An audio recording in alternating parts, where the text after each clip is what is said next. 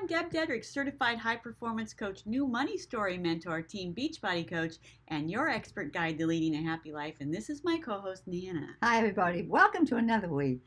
Welcome to tip 31, how to avoid ruining relationships. Oh, that's different. You ever feel like doing this to somebody?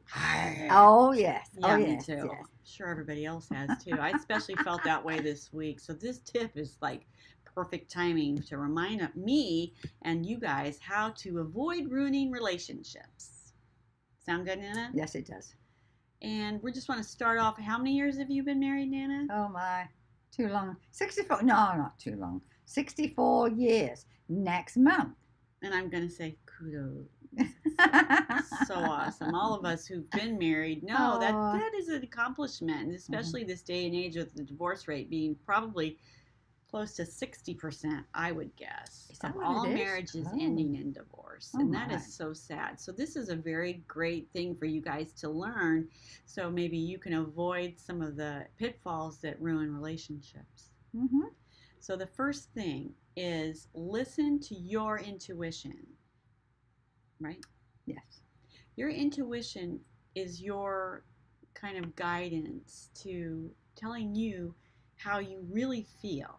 And your intuition is intimately connected to your mind and your body and your spirit. And your intuition is telling you, if it's telling you something like, I'm not feeling good about this, or I don't feel good in this situation, don't shove it off to the side and pretend it's going to go away.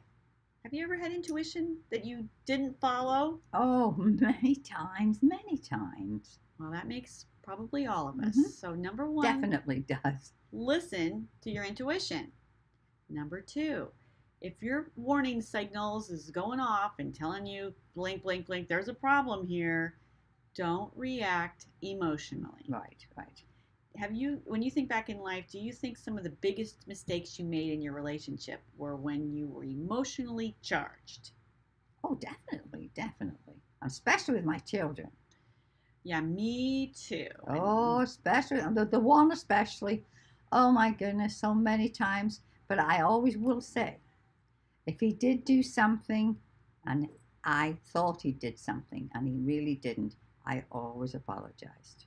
That's a good thing. Always apologized, yes. To learn to apologize, sometimes even if you don't feel like you're sorry. Yes, but doing it anyway, I did, yes. It's like the olive branch to the other person. Yes. And handing him the olive branch, yeah. Well, this week I had a situation both at work and at home that came up, and I was feeling really stressed out this week. And I don't typically feel stressed out, but there's been a lot of things coming against me that have made me feel like overwhelmed and burdened and stressed. Yes. And so I was feeling in this situation, and it was late at night, and I was tired, and I recognized the warning signals. First of all, when you jump into a situation like that and you're tired, assume the other person is tired too. But sometimes you don't, and then you say things that you're sorry for afterwards. And you can't take back words. You can't take it back, that's for sure. I cannot tell you how many times I've heard somebody say to me in my family, remember when you said, if you say something wrong, they're not going to forget it really easily. No, especially your children, no. Or your hubby or somebody you work with. There's things, and you might just say it once, but they're going to rehearse it over and over and over in their mind. So be very careful not to react emotionally.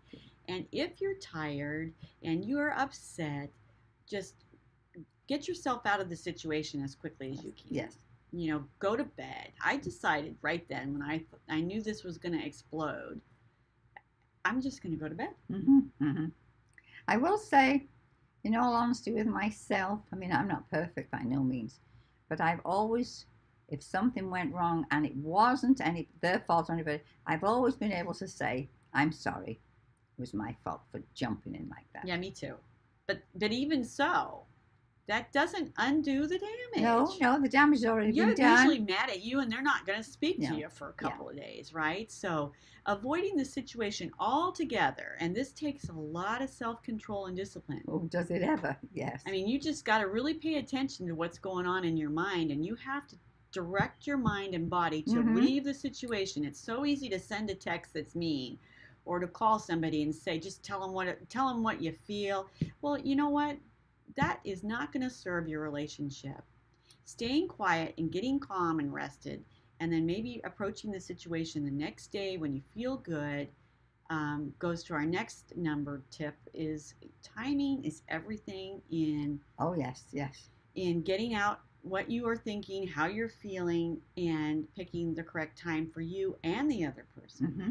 Does that make sense to Yes, you, it Nana? does. Yes, it does. Because in my time, there was no texting and all this jazz jargon like they got today. It's just your words out of your mouth or the telephone, and that was all we had.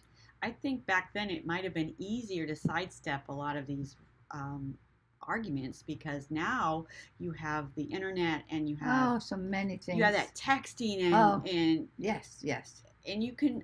I've done it. You know, you can't undo things. So remember, picking a time. If you want to have conversation with somebody, it's better to have it in person first of all. I think so. And yes. second of all, pick a time and then ask for permission. Hey man, is it okay if we have a little conversation right now? Mm-hmm. Do you have a minute?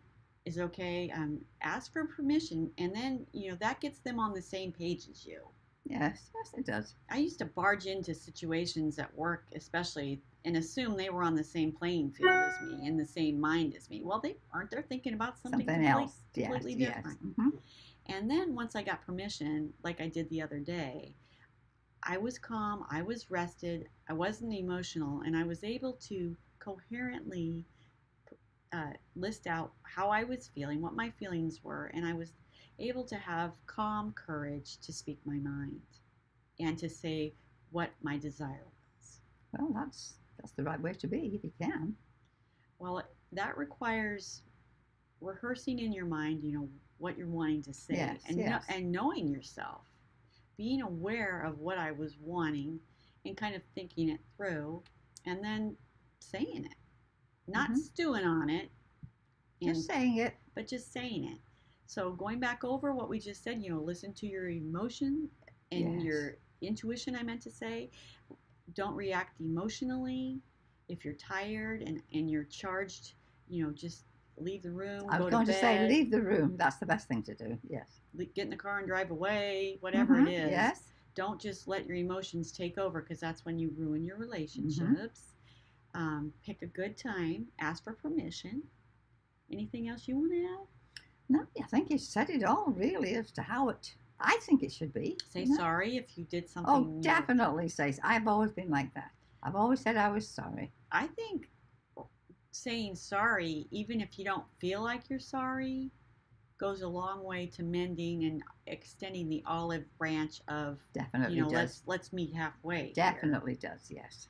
And don't forget to honor your feelings and have the courage to speak your mind calmly. Sure, yes. Calmly, yes. Thank you so much for listening. It's our mission and our purpose in life to give you tips and tools and strategies that will enable you to have a happier life. We believe that the quality of our life is determined by the quality of our relationships. And if your that's for sure. If your relationships are in chaos, then your life feels like it's in chaos. Yeah, it is then. Yes. And then that drains your energy, and it does not create a happy life. That's why we're here to help you as your expert guides to leading a happy life. I don't know about expert, but we're experts, man. Oh, are we? All right then. You've been married 64 years. I've been married forever, and I have 4 children, and you have 3 kids. I mean, we've got a wealth of experience. Oh, and grandkids now, Yeah. So loads of them. We hope our tips help you. And until next time, go out in the world and be a positive role model for change. And God bless. Oh, God bless everybody. Till next time. If I'm still here, next time. Bye-bye.